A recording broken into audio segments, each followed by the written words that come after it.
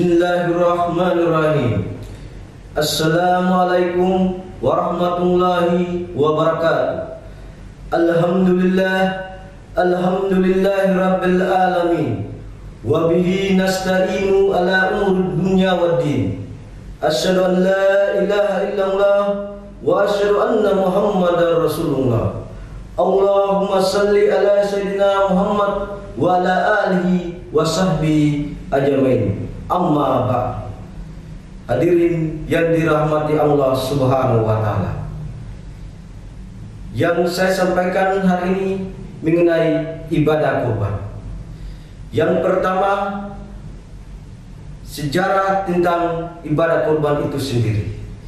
Yang dimana pada waktu itu para Nabi Allah Ibrahim alaihissalam beserta keluarganya, Allah memerintahkan kepada Nabi Ibrahim alaihissalam untuk mengorbankan anaknya Ismail alaihissalam sebagai pengabdiannya kepada Allah Subhanahu wa taala.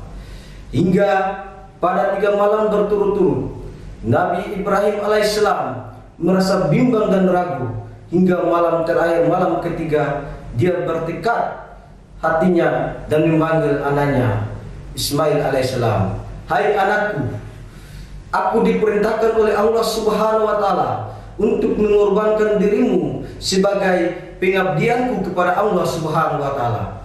Apa yang dikatakan Nabi Ismail alaihissalam, bahwa ayatku, kalau itu adalah perintah dari Allah Subhanahu wa taala, aku bahagia dan ikhlas merelakan diriku ini untuk dikorbankan sebagai pengabdianmu kepada Allah Subhanahu wa taala. Kemudian tiba saatnya Nabi Ismail tutup matanya untuk penyembelihan. Tiba-tiba datang malaikat Jibril alaihissalam. Malaikat Jibril mengganti Nabi Ismail alaihissalam dengan seekor binatang, hingga binatang itu yang disembelihkan oleh Nabi Ismail alaihissalam. Itu adalah sejarah singkat mengenai ibadah kurban. Yang kedua, siapa saja yang berhak melaksanakan ibadah kurban, yaitu orang yang mampu, dalam artian bahwa mampu secara material. Kenapa? Karena dia harus membelikan seekor binatang, yaitu sapi. Apabila dia tidak mampu membelikan seekor sapi, maka dia bisa bergotong royong untuk 7 orang membelikan seekor sapi. Kalau tidak, makanya dia harus turun di bawah, kelasnya adalah seekor kambing. Kambing tidak bisa berjamaah untuk membelikan seekor kambing.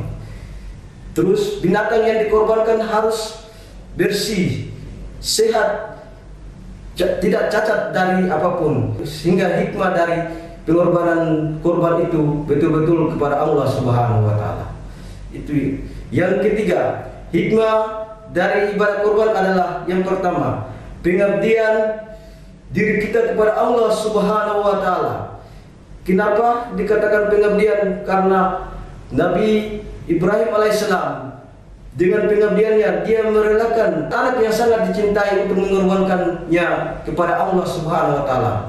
Hingga pada saat itu Allah menggantikan Nabi Ismail dengan seekor binatang. Disitulah hikmah dari sebuah ketulusan dan pengabdian kita kepada Allah Subhanahu wa taala. Yang kedua, menjalin silaturahmi antara sesama. Kenapa menjalin silaturahmi antara sesama? Di mana kita memberikan kurban itu kepada orang-orang yang tidak mampu sebagai rasa persaudaraan yang betul-betul melaksanakan ukhuwah Islamiyah. Yang ketiga, membina rumah tangga. Kenapa dikatakan membina rumah tangga?